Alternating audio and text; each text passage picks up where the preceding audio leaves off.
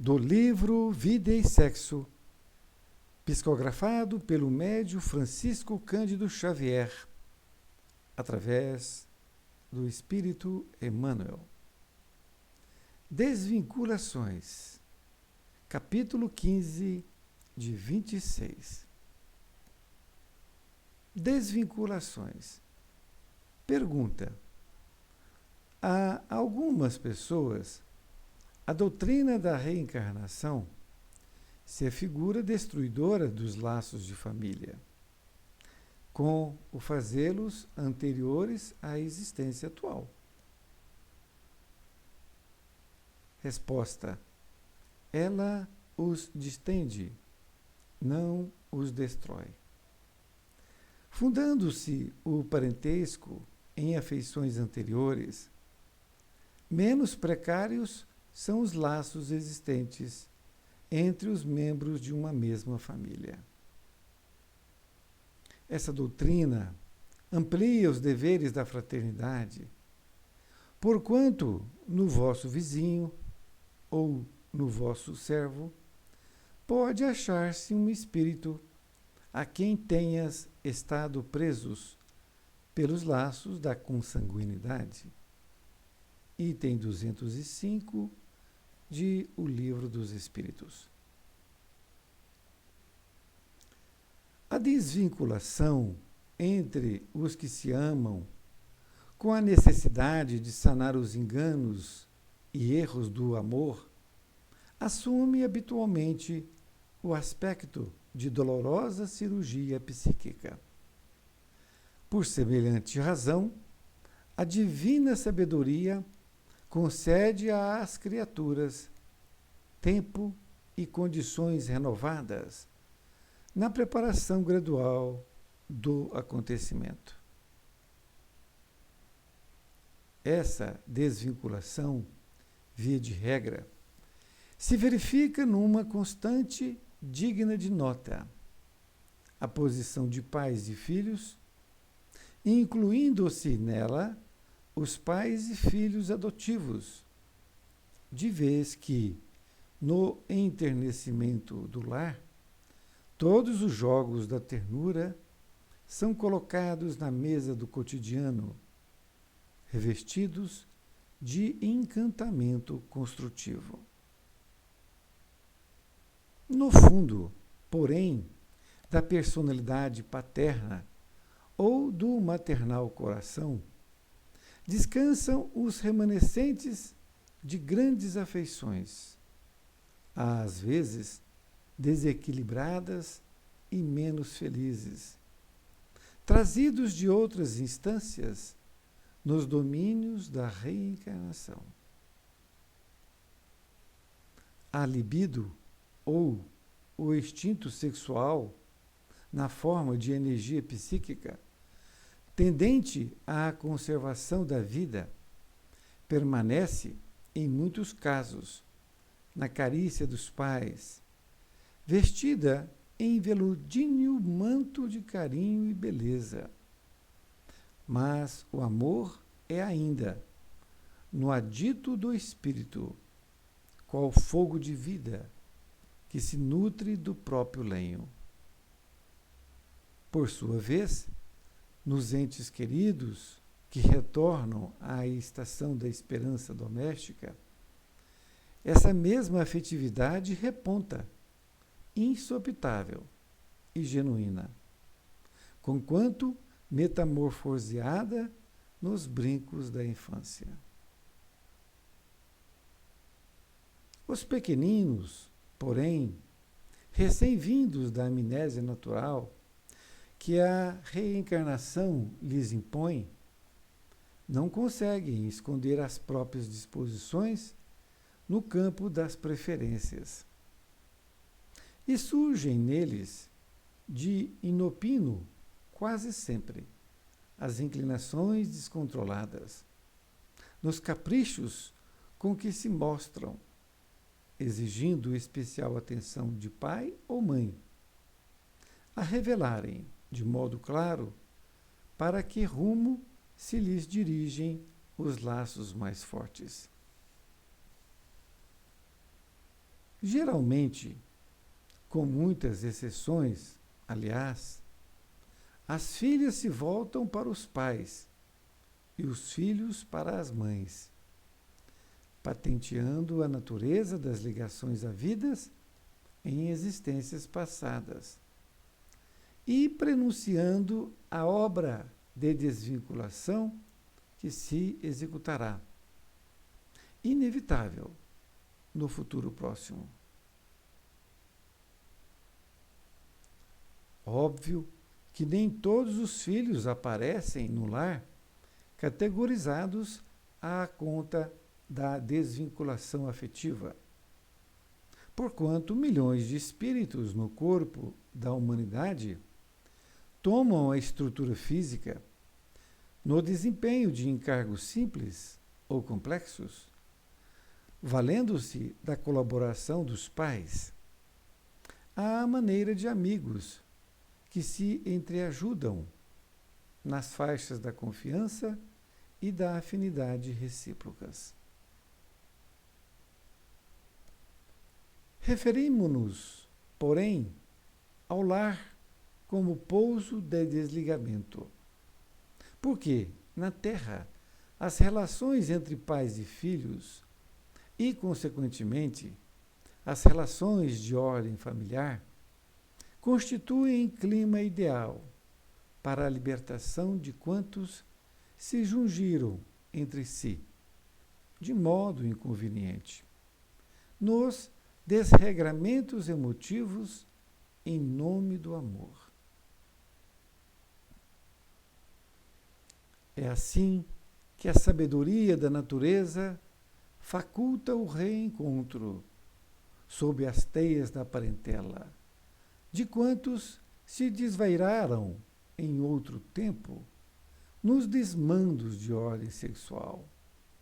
Reencontro esse que persiste em condições mais íntimas e mais profundas, até que os companheiros do pretérito, reencarnados na posição de filhos, atinjam a juventude na existência nova, elegendo novos parceiros para a sua vida efetiva, ante a presença ou a supervisão dos pais ou de familiares outros.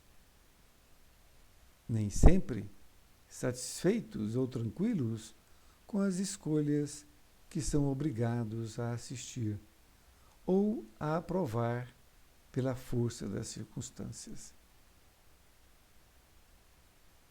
Pais que sofrem na entrega das jovens que o lar lhes confiou, aos companheiros que as requisitam para os misteres do casamento, quase sempre estão renunciando à companhia de antigas afeições que eles mesmos, no passado, mal conduziam, ao passo que as mães experimentam análogo fenômeno de dilaceração psíquica, em se separando de filhos que lhes recordam, embora inconscientemente, as ligações empolgantes ou menos felizes de tempos que já se foram. E, através das lutas e adeuses em família, com a criação de núcleos diferentes na parentela, pela transferência habitual dos filhos, seja a noras e genros, ou a tarefas e experiências diversas das deles, os pais, sempre que respeitem as necessidades e resoluções dos seus rebentos, alcançam a vitória sobre si mesmos, no rumo da própria emancipação na imortalidade. Emmanuel, Uberaba, 5 de junho de 1970. Querido amigo, querida amiga, mais um capítulo que tem o nome de Desvinculações. O capítulo anterior, de número 14 foi vinculações. Agora é desvinculações. Podemos dizer que é um capítulo extenso, não só na quantidade de palavras, mas extenso em conteúdo. É um dos capítulos que nos mostra a providência divina atuando no lar. Inicia, então, o capítulo com uma pergunta onde algumas pessoas acreditam que a reencarnação faz figurar que os laços de família vão ser destruídos, ao invés de fortalecidos, podemos assim dizer. A resposta vem precisa e concisa. Diz que a reencarnação, na verdade, vem distender e também não destruir. O que significa? Distender significa ampliar. Então, a sua família passa a não ser somente pais, filhos e irmãos, não é? A sua família, ela amplia. Ela vai para o amigo, vai para o vizinho e etc. E ele continua dizendo que o parentesco em afeições anteriores faz com que sejam menos precários esses laços da família. Isto é, você vindo com uma pessoa que já veio em encarnações passadas, faz com que você tenha ali uma simpatia por ele. Pode até ser que essa pessoa, você teve um desentendimento com ela e está ali agora para resolver aquela questão. Porém, há aquela liberdade, aquela vontade de falar mais alto e aquela sintonia que você tem para com ele. E ele continua dizendo que essa doutrina amplia os deveres da fraternidade. Isto é, você passa a perceber que a reencarnação faz com que você veja também no vizinho, não é? No vosso servo, um espírito que talvez você já tenha sido irmão dele, não é? Parente próximo em outras vidas.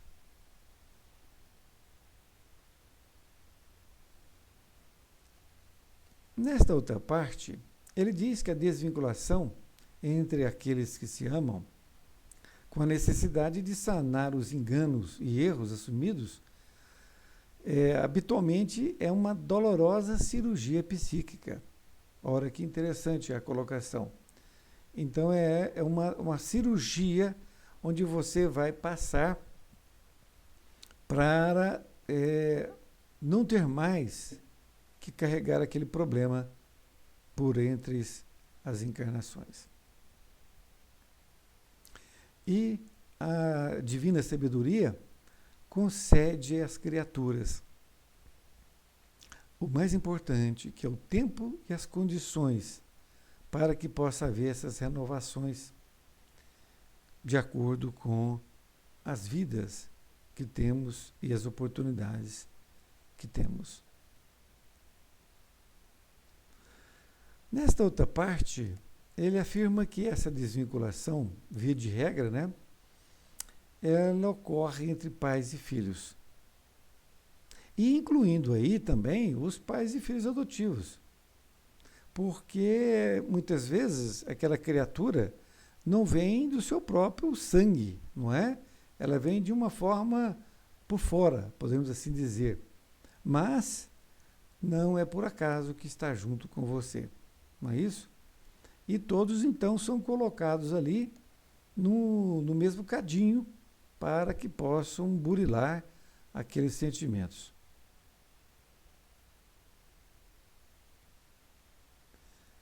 Nesta outra parte, ele diz que no fundo, não é, de cada personalidade, seja do pai, seja da mãe, estão ali grandes afeições e às vezes desequilibradas e menos felizes, que foram trazidos de outras vidas, nos domínios da reencarnação.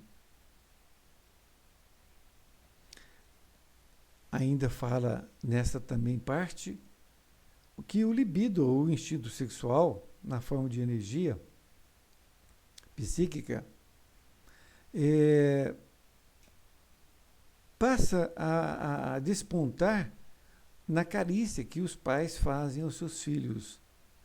Então, muitas vezes, ele quer agir como um pai, mas às vezes ele está agindo como personalidades do passado.